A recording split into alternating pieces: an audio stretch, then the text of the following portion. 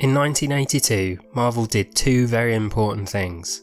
It released its first graphic novel, a new way of collecting its stories that's proved incredibly popular to this day, and secondly, it killed off a superhero, like for real, no redo.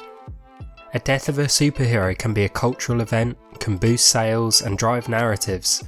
Those heroes don't tend to stay dead for long though. The most obvious example of this would be for the death of Superman, which was a huge moment for DC, both in-universe and financially in the real world. Superman did return less than a year later. There have been numerous other examples of this happening, both at Marvel and DC. Think Captain America, Jean Grey, Wolverine. Superheroes are DC's and Marvel's bread and butter, so keeping them 6 feet under doesn't help sell comics. Reintroducing them makes financial sense, as it means they can continue publishing that series, but it does cheapen the death, and audiences are wise to this. Traditionally, the only people who stay dead are those relevant to a hero's origin story. Think Uncle Ben or Thomas and Martha Wayne. But there is one hero who remains dead and will continue to do so. Some of you may know who I'm alluding to. It's Captain Marvel, the original, mar-vell.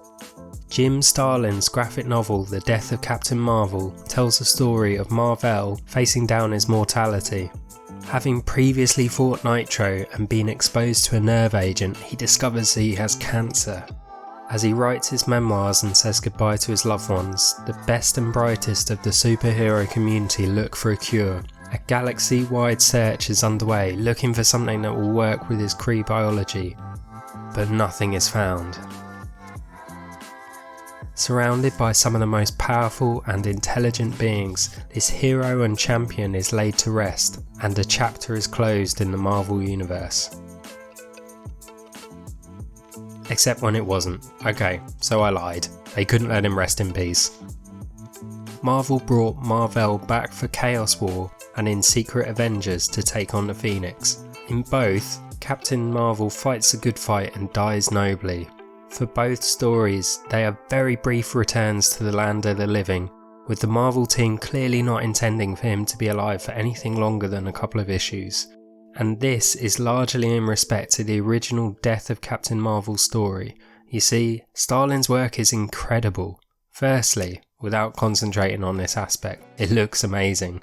If you're a fan of sci-fi comics, it's worth reading just for that. Starlin shines in space operas. But it's a storyline that is really special. The story manages to humble the entire superhero community. All these incredible beings who have achieved innumerable feats over the ages cannot help a fellow hero or friend. One struck down by a horrendous but sadly common illness, cancer. Couldn't or shouldn't the likes of Reed Richards and Hank McCoy dedicate some time to curing cancer or Alzheimer's or any disease? Obviously I know that wouldn't make a great Marvel story, but it's good to challenge these ideas.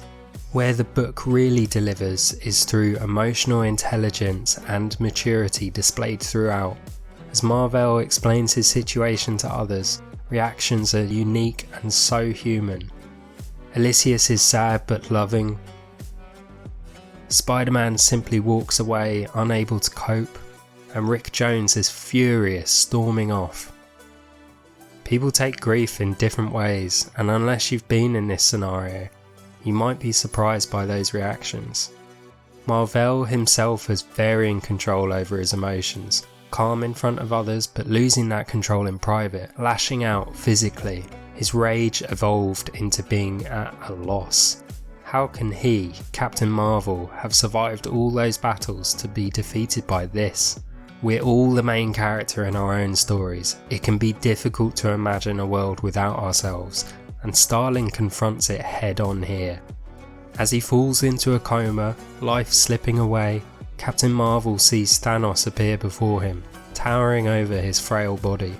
His old foe grants him his strength back so they may battle one more time, this time in defense of the heart of the universe. Furious is their battle. Mar-vell back to his best, chasing down Thanos across worlds. As the lover of death, Thanos is able to call on other dead enemies of Captain Marvel to join their battle, but Mar-vell stands tall.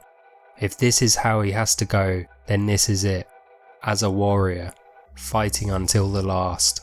He shatters these enemies and confronts Thanos directly. Like the others, Thanos shatters with a punch. He is but an illusion, an impression of what is left of Thanos on this plane of reality. A hooded woman joins them, Death. Mar-vell changes, understanding there is only one way now. He accepts a gift, the kiss of death. The heart of the universe slows to a stop, beating no more. And Mar-vell follows Death and Thanos into the next realm.